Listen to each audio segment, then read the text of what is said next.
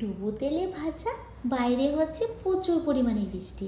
মনটা কিন্তু এমনিতে খুশি হয়ে যায়। এই যে ঘরে ছিল ডিম আর আলুটাকে ভালোভাবে সেদ্ধ করে নিয়েছি।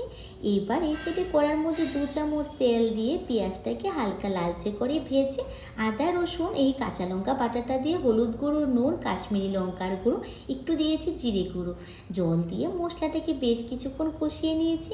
মশলাটা কষানো হয়ে গিয়েছে, মশলা থেকে তেলও ছেড়ে দিয়েছে। আগে থেকে 4টে আলুকে সেদ্ধ করে হাত দিয়ে ম্যাশ করে মশলার মধ্যে দিয়ে বেশ কিছুক্ষণ একটু কষিয়ে নিয়ে অল্প একটু গরম মশলার গুঁড়ো দিয়ে মিশিয়ে প্লেটের মধ্যে নামিয়ে নিয়েছি।